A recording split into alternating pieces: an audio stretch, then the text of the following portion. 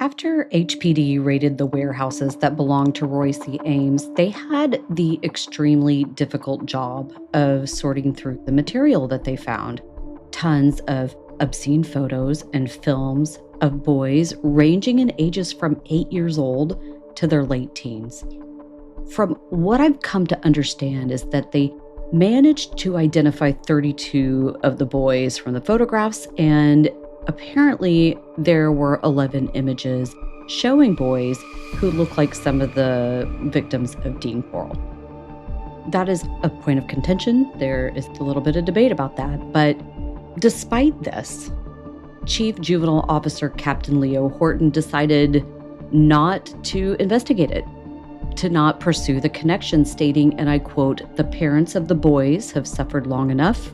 There would be problems with identification, and we had the leader of the porno ring anyway." Many believe Houston Police Department's failure to investigate the potential connections between Roy Ames and Dean Corll, or to even look into how large a network there was and who catered to it, was due to a mix of things, from departmental neglect or record keeping, and maybe it was even a deliberate decision to end the investigation to hide the truth. Well, since they passed on digging into it, I decided to do the work for them. I put together a short list of victims who could have been tied to Roy Ames and or the Boys for Sale business, or even syndicates beyond that. And that's what I'm going to talk about on this episode. I'm Jen Schaefer. This is Crude Acts, a Texas true crime podcast. This is Season 3, The Houston Mass Murders, The Syndicate, Part 5.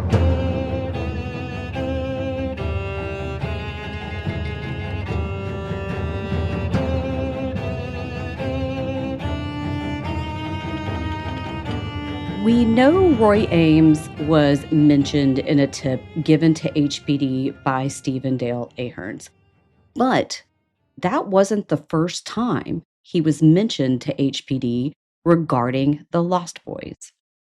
Roy C. Ames was specifically mentioned years before, when the Waldrop brothers went missing on January 30th, 1970. Everett Waldrop, the boys' father, reported Donald and Jerry missing on February 8th. He stated to HPD that he believed his sons were with a man named Roy Ames. And he also told him that he heard this man was gathering kids to make obscene movies. From there, officers attempted to find Roy Ames, and that led them to a photography business named Pierre Cook and Associates, owned by Pierre Cook. They got to speak with this man, and this man told them that he didn't know who Roy Ames was, but he received his mail and bills at his address. From there, they just labeled the case inactive, which is very interesting to me. Fast forward to August 1971, with his son still missing, Mr. Waldrop called HPD at 4 in the morning with a tip about a man named Bill in Montrose. He said that he'd been investigating where his boys were, and he got a phone number to call from a reliable source. And when he called the number, he overheard in the background what he described as some sort of sex party, and that he heard his son's voice in the background. He couldn't get the address, so he gave HPD the phone number to cross-reference, and the phone number didn't match to an address in Montrose, so they didn't really follow up on it. And that was pretty much it. So basically, all of the information that Everett Waldrop gave them centered around those things.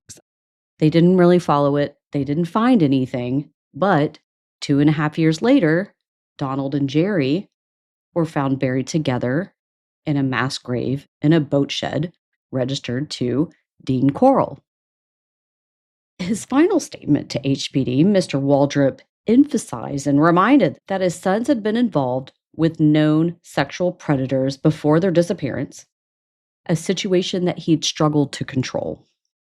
During his search, Mr. Waldrop repeatedly encountered two names: a man named Royce Ames, whose reputation and activities we've previously discussed at length, and then, of course, a man named Bill. I've read two last names given to Bill, so it's either Bill Walls or Bill Roberts. I, of course, had to find this guy, and who knows? I mean, these names are common. So I don't know about a Walls, couldn't find much about that, but I do know and found out more about a man named Bill Roberts.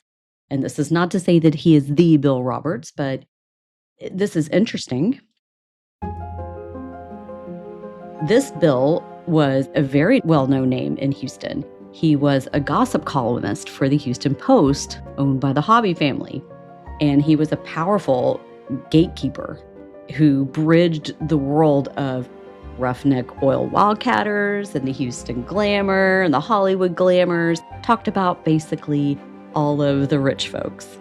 And he operated primarily from the Shamrock Hotel and the Court Club, owned by this man named Glenn McCarthy, who was this wealthy oil tycoon. He is the person who inspired the legendary character Jet Rink in the novel and film Giant, if you've ever read or seen that. I've both read and seen it, and I really like it.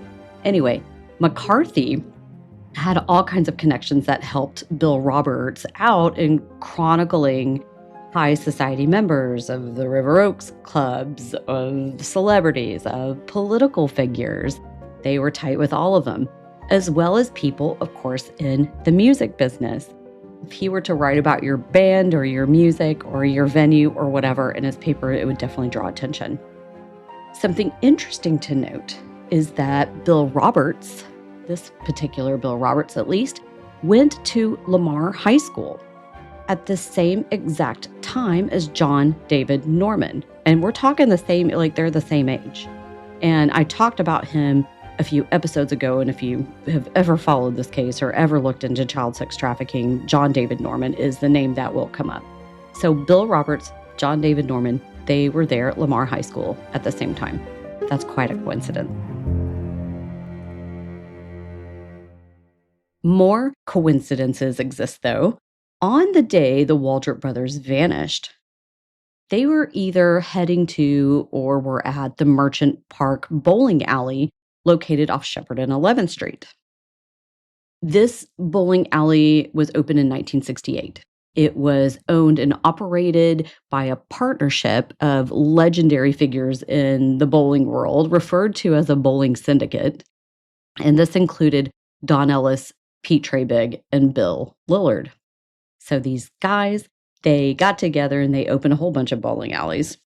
They controlled several iconic Houston venues, and one was even the Palace at 4191 Bel Air Boulevard, which they purchased this in 1973 from a man named Fred McGee Jr. And they did this mid-year 1973. So this guy McGee, he's interesting. He was a prominent man in Houston. He was part of the upper crust scene. He was a lifetime director of the Houston Livestock Show and Rodeo and served on the boards of both St. Thomas High School and Strake Jesuit College Prep.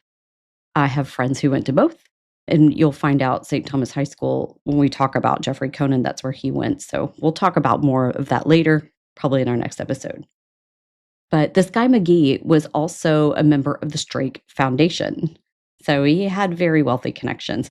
He also owned a ranch called Tres Locos Ranch in Carrizo Springs, which he bought with two of his close friends in the early 1970s. He also owned a publishing firm, MHM Publishing Company in Houston.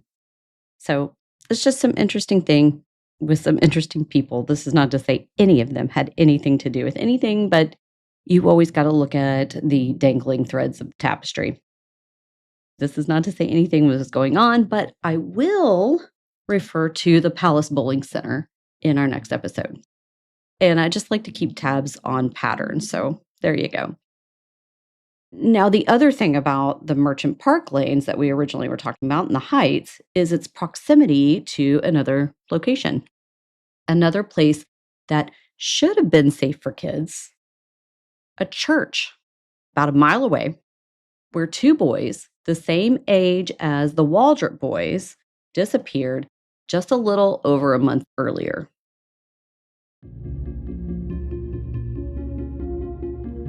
On December 16th, 1970, a woman named Ima Glass, mother of a teen boy named James Glass, who went by Jim, contacted HPD, said her son Jim and his friend Danny Yates had attended a youth rally at the Evangelistic Temple at 2025 West 11th Street in the Houston Heights, and they hadn't seen them since.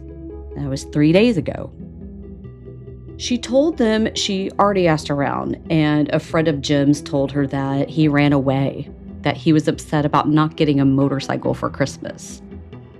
At first, Ima wasn't surprised. Jim ran away from home before, and she told police this.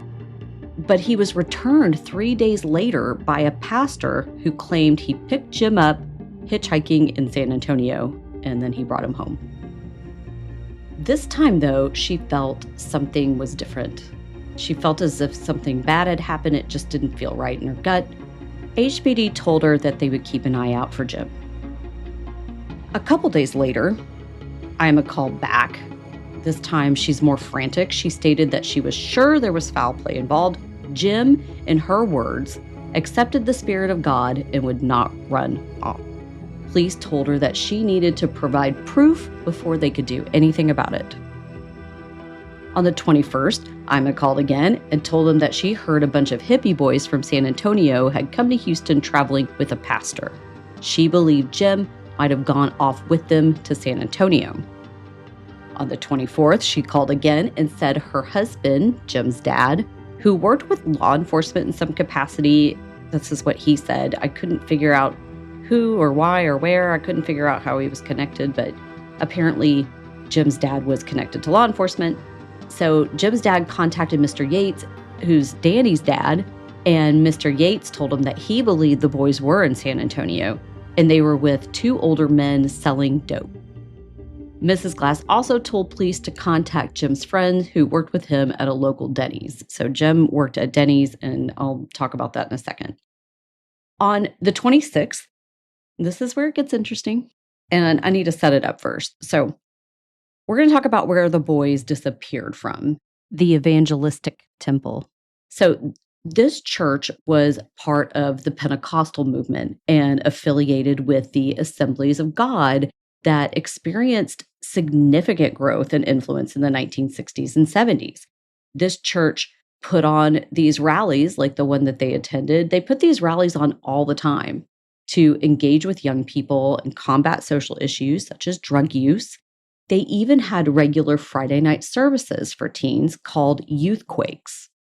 And this was to provide a positive experience with music and fellowship in a safe environment. So on the 26th, Jim Glass's mom calls again. She tells HPD to check into that, but specifically into two religious groups. Texas Soul Clinic Bible School off Route 1 in Thurber, Mingus, Texas, and the Children of God cult in Los Angeles, California. Apparently, the religious groups were both at the same rally that Jim Glass and Danny Yates attended. Ima also mentioned that a traveling pastor named Brian Rudd, who was the speaker at the rally, and this man was a prominent Canadian-born youth evangelist who rose to fame in the 1960s and early 70s. He marketed himself as this reformed criminal turned man of God and went out to speak to all the teenagers. But then later 1970s, critics, including members of law enforcement, accused him of being a fraud and for having inappropriate relationships with young people and exhibiting predatory behavior with his underage followers. But really, it's the mention of the religious groups, cults, is what holds significance for me. And this is for a few different reasons. For one, and if you know anything about the Children of God cult, then you already know all the abuse that occurred already and all the scandals. The Phoenixes, River Phoenixes, like the Phoenix family was a part of this cult. There's the Rose McGowan thing. She was a part, her family was a part. She talked about the abuse that she dealt with. So, for those of you who don't know who the Children of God cult are, who this organization was, I believe it might be still functioning, I'm not sure. But the Children of God cult was founded in 1968, and it was by a man named David Berg, who was/is notorious for the systemic sexual exploitation of children.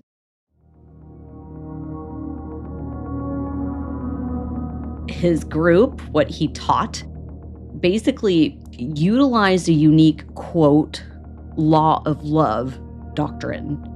And he equated sex with spiritual service.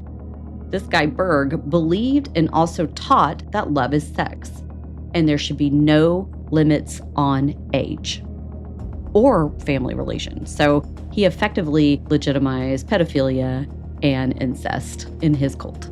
That's gross. Anyway, something you may not know about the Children of God cult is that they had a group in Brenham, Texas. A woman named Johnny Mae Hackworth was associated with the Children of God Christian youth movement in the early 1970s. Her operation was part of a statewide network of places of refuge for wandering and disaffected youth. She even transformed her sprawling Art Deco mansion in Brenham, known locally as the Citadel, into a place that provided free room and board to members of the movement, as many as 150 at a time, and many of them were teenagers. She also used this Brenham base as a site for her publications, printing newsletters, press releases, and other documents and message. This woman also had a residence and a church in Houston. Look her up, Johnny Mae Hackworth. I downloaded and read her letters that she wrote to J. Edgar Hoover. She's a nutbag, but very interesting, and she had a lot of money and a lot of influence for such a crazy woman. She lived in Houston and in Brenham. If you remember Brenham, though, Brenham, Texas is continually brought up in the Houston mass murders cases. Detectives followed leads there when looking into the chicken hawk industry. Victim Reuben Watson Haney told his family that he was going to Brenham with some friends to play in a band the night he disappeared in August 1971. And of course, those leads were not followed then, and nothing was done. They, of course, went to Brenham and found some weird things going on, but they didn't investigate it hard enough. But no one's ever mentioned that. No one's ever mentioned any of this until right now. I think it's very interesting. There's a lot I think needs to be dug into with Brenham, Texas back then. On December 29th, and we're going to keep going on with the reports of Jim Glass and Danny Yates. So on December 29th, Mr. William Glass, the guy I told you about, Jim's father, possibly part of law enforcement in some way, he called into HPD to ask them who the plainclothes officers were at the Denny's where his son worked. The manager told him they were asking questions, and they told him some, quote, hanky-panky was going on somewhere. So that's weird. HPD looked into Mr. Glass's claim, and they said no, there were no officers ever sent to the Denny's. So who was looking into it? Saying they were detectives. And I don't know who the manager was, but that would be interesting to learn about because the manager of Frank Aguirre's restaurant seemed kind of weird too. So I don't know. Of course, it wasn't followed up on. If it was, it's in some redacted report or I just couldn't find it. Mr. Glass also provided some names of a couple boys who were friends with Jim and were also allegedly involved with illegal narcotics. They found these kids, went to Spring Woods Junior High or high school, Spring Woods. What's interesting is I just spoke to a man that went to school with them and we had an interesting conversation. So the police go there, they speak to the assistant principal of the school, and he said that he questioned the boys that Jim Glass's dad was talking about. The boys said that Jim and Danny were planning on running away. to San Antonio, Mexico, or possibly El Paso, and that Danny Yates said he had connections in San Antonio. Mr. Glass then urged HPD to report his missing son in a news bulletin and to put it on TV. They refused, saying that they couldn't. Like the Waldrop boys and 13 other boys, Jim Glass and Danny Yates were among the remains discovered in a boat shed registered to Dean Corll. The mystery as to how they ended up there has never been fully explained or understood. But as you can see, the parents of Jim Glass tried to find their son. They tried to get HPD to do something. They did a lot of the investigating themselves. They had soft leads to follow. Who knows if they were ever fully followed? And here's the thing, I will say this, they were not the only ones. Another mother followed a trail that led to some of the same places, namely the Children of God compound in Brenham. And that was Dorothy Hillegeest, mother to victim David Hillegeest. After David and his friend Mally disappeared on May 29th, 1971, Dorothy, after getting brushed off by HPD, conducted a relentless independent investigation along with her husband, and I believe that they hired a PI, but I think that mostly they did it. Just like Ima Glass did with Jim, just like Everett Waldrop did with Donald and Jerry, she went after it. She went to go find her son. The day after they disappeared, Dorothy went to HPD headquarters to report them missing, saying that she heard that he and Mally and some girls had gone out to the beach in a light blue pickup truck with a camper, and they never made it home.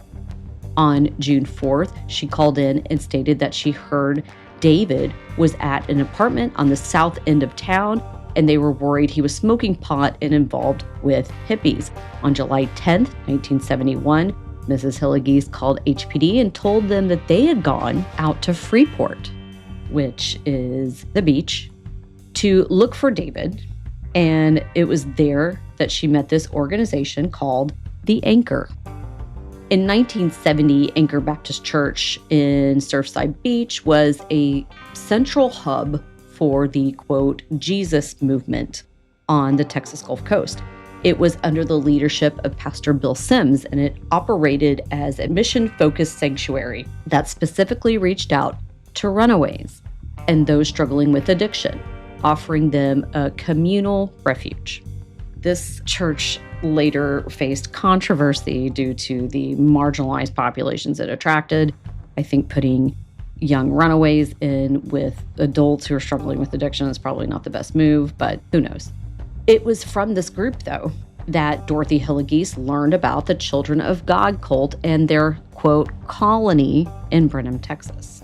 She went out to Brenham, and she went to Johnny May Hackworth's sprawling mansion turned Children of God compound. They were cooperative, according to Mrs. Hillegeest, and they told her of their other colonies in Mingus and throughout the state, and then that was that with the lead. I couldn't find anything else. But I do think it's interesting that the same cult was brought up by two mothers, a mother from Spring Branch and a mother from the Heights that didn't know each other. Then on July 15th, Dorothy called into HPD upset that she heard her son had been involved with narcotics pushers, two teen boys named Mike Dersch and Ronnie Jester. She called again on August 2nd and gave them a lead to an address, 1705 Dewberry in Oak Forest. A couple brothers lived there, Bobby and Maurice Seaman. Bobby was a teenager. I don't know about the other. I couldn't find him, but they weren't home. And neighbors told Dorothy that the guys who lived there hid runaways from the police, and then they would move them as far as Los Angeles. I'm not sure HPD followed those tips from Dorothy Hillegeest. There are no accessible police reports about it. We do know that her son, along with his friend Mally, were found in the same boat shed off Silver Bell, registered to Dean Corll with all the others. And to me, it's weird It seems like there is some sort of convergence here, like a syndicate mashup. We've got teen boys, you've got drugs, you've got random houses and apartments, you've got religious compounds, you've got the beach, you've got bowling alleys, just all of this. And then all of them end up in Dean Corll's boat shed. And we know all of the stories about Dean. How does this fit? And maybe it doesn't fit at all. I don't know. But to me, it's kind of interesting that what they say happened completely deviates from all the leads. Add to that stories of victim Rusty Branch, whose sister Sue, we discussed in an earlier episode, described parties at Dean Corll's that to me came across as hubs of boy prostitution. She said grown men were coming and going and doing things in Dean's bedroom. I know that Wayne, in his letters to Josh Fargus, said that there were no parties. But I think that what he meant by it is there was no official parties, because he did say people congregated there and that they had treats to offer and drinks and food and everything. So to me, that sounds like a party. But there was nothing with invitations or anything. Well, you don't have to have invitations to have a party. So Sue says grown men were coming and going and they were doing things in Dean's bedroom. She also alleged that their father, HPD officer Willard Branch, was aware of the parties and that he knew Rusty attended them. She further claimed that their father was outraged upon learning that Dean had propositioned Rusty for sex and had taken pictures of him. Notably, Officer Branch chose not to share that information with his fellow officers. In 1973, after all of this was unveiled, he even defended HPD against criticism over their lack of action regarding the cases of the missing teenage boys, despite the fact that his own son was among those missing and a victim. Sue believes this was partly due to embarrassment about his son's decisions, which seems plausible back then.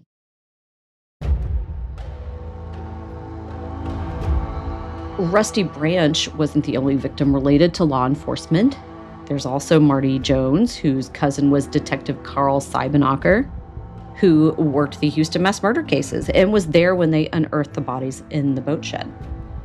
According to Jack Olson's book, The Man with the Candy, Marty Jones was known as a delinquent kid.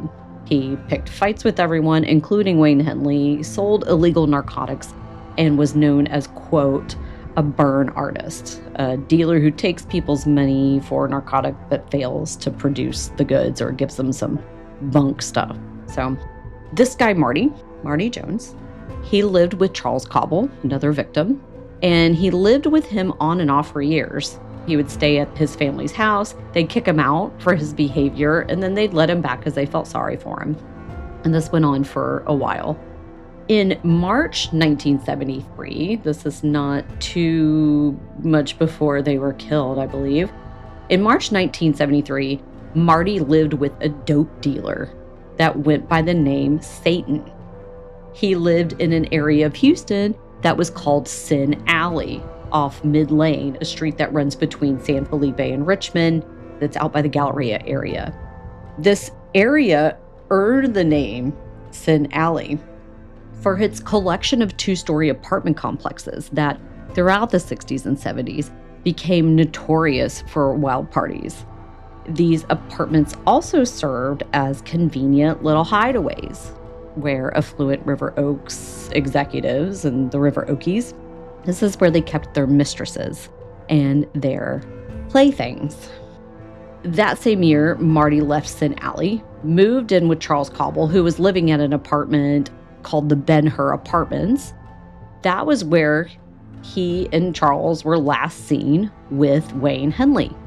And that was the day that they went missing. A female friend saw them walk off over to Wayne's house, all of them kind of together marching that way. And that was the last she saw of them.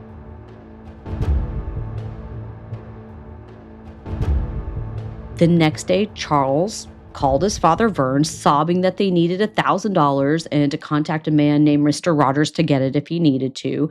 Marty reportedly called his dad as well, asking for the same thing. They were never seen alive after that.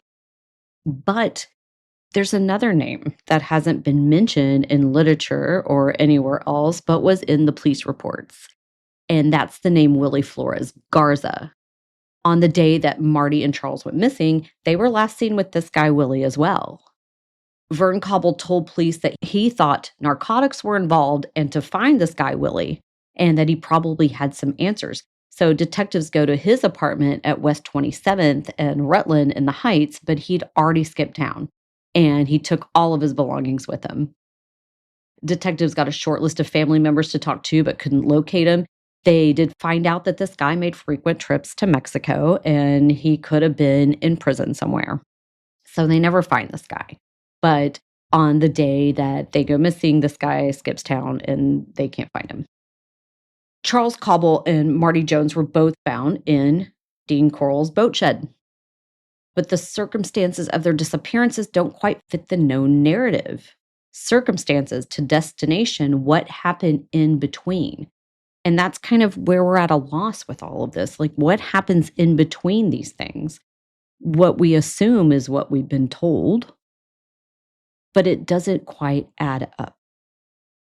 Some say the calls, just like the letters written to home from the other boys, that they were just a ruse, that Dean and his accomplices made their victims call in fake things to send to their families so they can lie about what they were doing or where they were going and they could get away with it. So they made them make these phone calls and they made them write these letters. So it could have been that, of course. A book called The Candy Cards, The Shocking Story of Dean Corll by Robert Brown goes over that. Though much of the book, from what I can tell, is based on the perpetuated assumptions of what happened and not actual facts. And it's very interesting what is told as facts and told as theory when essentially it's all theory. I still have one more boy I want to talk about. And this is a long story. I've read everything I can get my hands on, and finding out more about him has been a challenge. But now I've gone through all his police reports. And so I've got a story I want to tell about this kid. And I'm going to do that on our next episode. So I do want to leave you with one final story, though, because it fits in with what we've been talking about. This is later in 1973. After Dean Corll was killed by Henley and the bodies were discovered, investigators, of course, did a lot of searching around to figure out what happened, and they followed an anonymous tip to the Princessa Apartments off 1855 Port Road. The informant claimed that there was a resident there named Tony Ashinsky who had previously lived with Dean Corll, and they said that they should question him. So this informant, by the way, also stated that he was moving out of the apartments because he was afraid of this guy Ashinsky and his associates. So they go to this guy, Tony Ashinsky's apartment. He's home. He's about 40 years old. He looks rough. He opens the door to them. They ask to come in, and he reluctantly lets them inside his apartment. According to officers, his apartment was in shambles, and there was a single mattress laying directly on the floor. There were handcuffs in plain view. And they also came to discover some LSD and some marijuana while looking around. So I'll say that sounds really a whole lot like Dean's Pasadena home the day he was killed. Also there with Tony Ashinsky at his apartment was a 17-year-old boy that he introduced to officers as his, quote, roommate. This guy's name was Craig Allen Brooks, no relation to David Brooks, as far as I can tell at least. When detectives questioned Ashinsky about Dean Corll, he flatly denied knowing him. He had no idea who this man was. And despite his neighbors confirming that the two had been roommates. There wasn't much questioned after that. They did arrest them for the drugs, for a short time at least. I don't know much that happened after that, and it must have been a short time because I'm going to tell you why later. But according to the report, after all this, officers simply accepted this guy Ashinsky's word. He accepted his denial, and he wrote in his report that they found no connection to Corll or the murders with this guy Ashinsky. This oversight would later prove itself in, I'm going to tell you what happened here. Tony Ashinsky's criminal past later came to light because of another murder. In 1974, and so this is why if they went to go talk to him in late 73, 74, in 1974, he shot and killed a security guard named William McKay during a traffic stop. Then he ordered the kid who was with him, his teenage accomplice named Michael Earl Collins, he ordered him to kill McKay's wife, Rose. And so he did. And then they went on the run and they almost got away with it. So in the mid-1980s, authorities caught up with Oshinsky in Oklahoma on unrelated charges. They arrest him. He received 50 years for armed robbery plus 5 years for attempted murder. Then they also caught on other charges this guy, Michael Earl Collins, who confesses and tells everything about the murders, tells him about this guy, Oshinsky. In the late 90s, while serving his sentence in Oklahoma, Oshinsky finally confessed to the McKay murders. In September 2000, they extradited him back to Texas, where he was then 65 years old. He pled guilty to both murders. During his trial, he revealed details about his criminal activities in Houston in the early 1970s. He claimed he specifically targeted vulnerable teenage boys. He provided them with drugs and a place to stay in exchange for their participation in robberies and drug trafficking and other illegal activities. But no one thought to question him under oath about his connections to Dean Corll or the young men in his operation, or ask him the names of other victims. What a huge miss. This man had the same predatory operation from the same apartment complex at the same time as Dean Corll, who neighbors said was his roommate, and they didn't even question him about it. Come on, man. This is after knowing it was at the Princessa apartment where authorities believe Joseph Allen Lyles was killed. He was last seen at the Trade Winds roller skate and arcade February 3rd, 1973. This is the same time that both Dean Corll and Oshinsky lived at the Princessa apartment. Now, they didn't find Joseph Lyle's body until the 80s off of High Island Beach. I've made a list of where the boys were and where their bodies were found. And there are some interesting connections between that, and I can sort that out for you. But the boys found on High Island Beach, and the next one I'm going to talk about was also found on High Island Beach. It makes you wonder if another syndicate was involved. Here's the thing. My money is if they would have questioned Oshinsky about his time at the Princessa, delved deep into his criminal underworld, got names, everything. Dean Corll, and even what we knew about Joseph Lyles and all of that, there could have been more information that we know that they didn't know at the time. They could have gotten more out of this. Also, if they had some proof that Corll was connected to this guy Oshinsky, and it seems like he's connected to this guy Roy Ames and others, grown men like them, they could have mapped out the, or at least a, syndicate in Houston. But here we are instead, mapping out instead all the missed opportunities for a solid investigation that would have led somewhere. That's just what it seems like it's becoming. It's just a mapping out missed opportunities. The mishandling of the Houston mass murders reveals a cascade of institutional breakdowns with devastating consequences.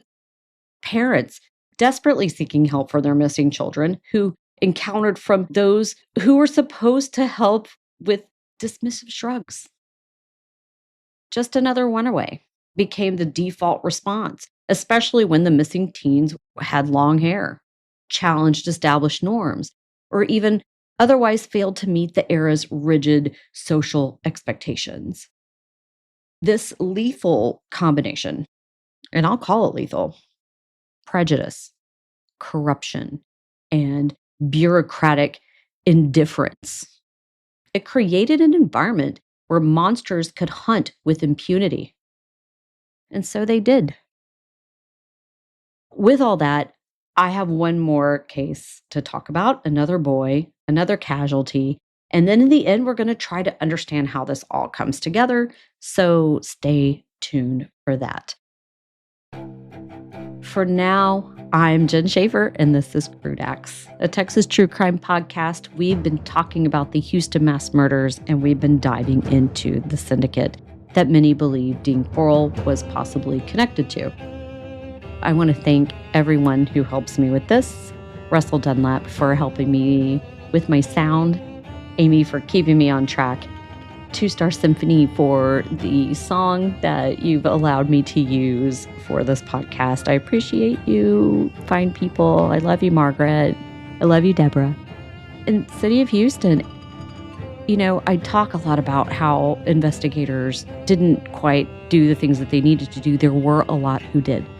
And so, of course, thank you to them, and thank you for all the police officers out there trying to do the right thing and trying to help people and understand what their job truly is. I'm excited to talk about this next case.